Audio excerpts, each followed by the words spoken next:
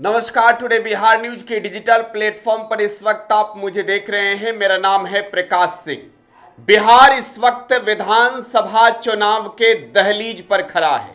चुनाव के तारीखों की उल्टी गिनती शुरू हो गई है। बिहार में बस चंद महीने और रह गए हैं जब बिहार की जनता अपने मत का इस्तेमाल करेगी और बिहार की जनता के जनादेश से राज्य में फिर से सरकार बनेगी। सरकार महागठबंधन की बने या फिर एनडीए की, सरकार जनसुराज की बने या किसी और की, यह तय बिहार की जनता को करना है।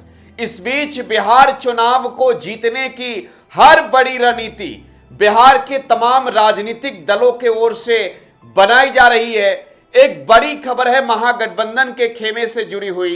लोक जनशक्ति पार्टी अब जो है वो हिस्सा बनने जा रही है महागठबंधन का।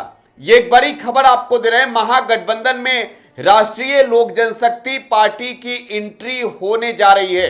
बिहार में एक बड़े राजनीतिक दल के तौर पर राष्ट्रीय लोक जनशक्ति पार्टी को जाना जाता है। ये चिराग पासवान के चाचा व स्वर्गीय रामविलास पासवान के भाई पाशुपति कुमार पारस की पार्टी है। और देखिए अब बिहार महागठबंधन में फॉर्मूला आगे क्या हो सकता है ये भी आपको बताएंगे इस रिपोर्ट में। लेकिन पहले ये बड़ी खबर दे दें कि राष्ट्रीय लोक जनशक्ति पार्टी ने आधिकारिक रूप से अनाउंसमेंट की है कि वो बिहार चुनाव महागठबंधन के साथ मिलकर ही लड़ेंगे। तो एक बड़ी खबर है। आपको बताएं कि बिहार में हुए लोकसभा के चुनाव में महागठबंधन जो है उस वक्त भी इंतजार में थी, लेकिन तब पारस ने जो है वो उम्मीदें प्रधानमंत्री नरेंद्र मोदी और एनडीए के खेमे से लगाई थी।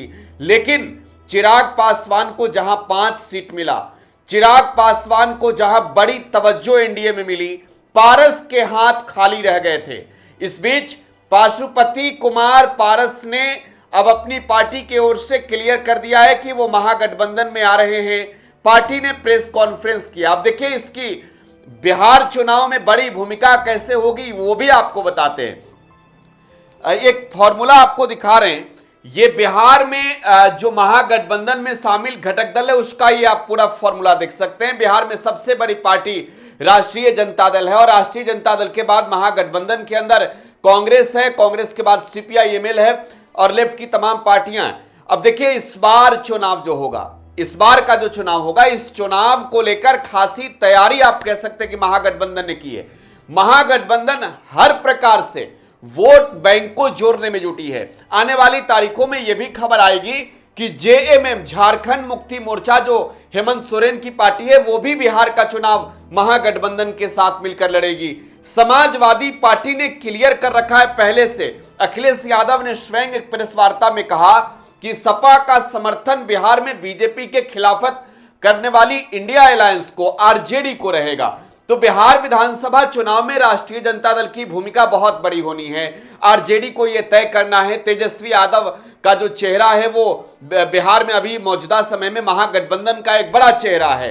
हालांकि सीएम के फेस पर भले ही महागठबंधन के तमाम दलों ने मुहर नहीं लगाई हो, लेकिन पाशुपति कुमार पारस ने भी क्लियर किया है उनकी पार्टी ने कि चेहरा तेजस्वी यादव ही होंगे, चेहरा तेजस्वी यादव ही होंगे। अब सीटों के बंटवारे कैसे होंगे? देखिए एक सीट कंफर्म है, एक सीट तो पहले कंफर्म हो गया है।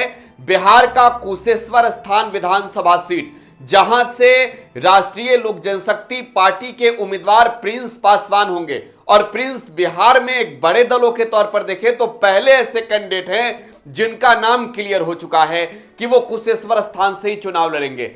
और आपको यह बताएं कि जब पासवान परिवार में टूट हुई, जब 2020 में रामविलास पासवान के निधन के बाद से पार्टी में बगावत के झंडे उठने शुरू हुए, तो चिराग पासवान तब अकेला पड़ गए थे।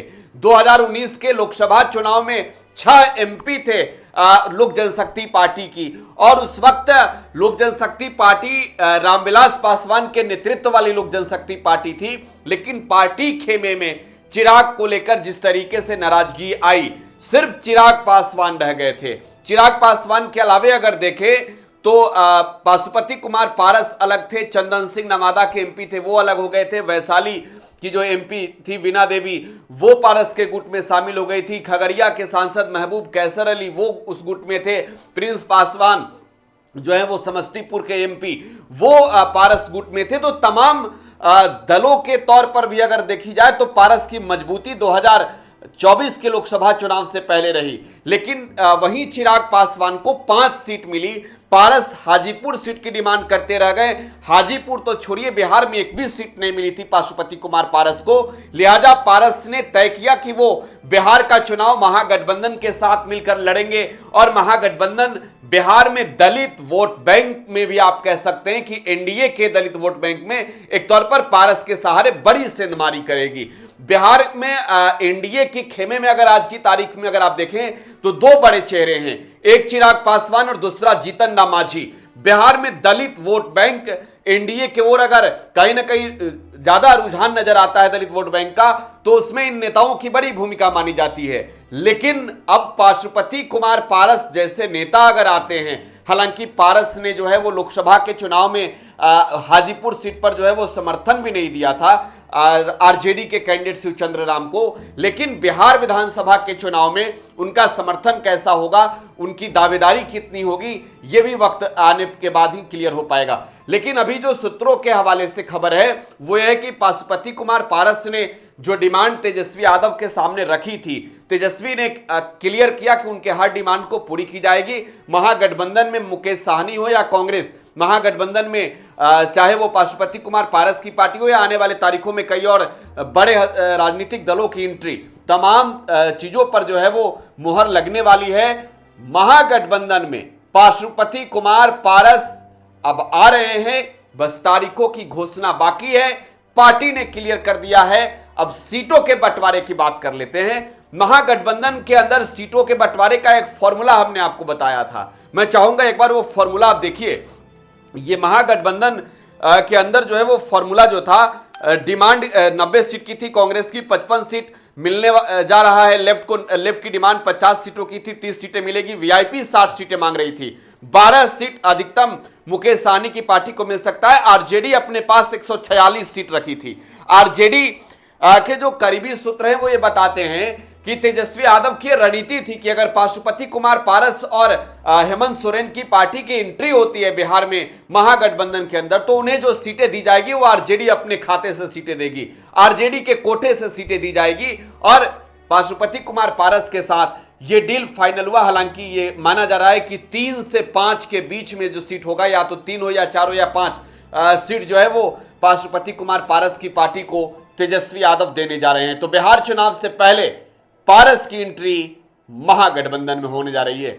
फिलहाल आप टुडे बिहार न्यूज के साथ बने रहें। धन्यवाद।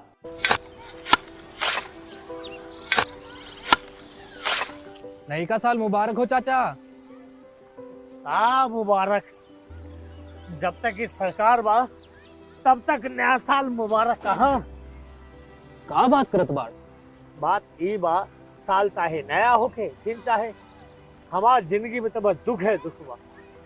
बाढ़ के समस्या 10 का 10 बा, फसल बर्बाद हो जाला या ऑन पॉन बिक जाला, ना कोई उपाय बा ना कोई राहत।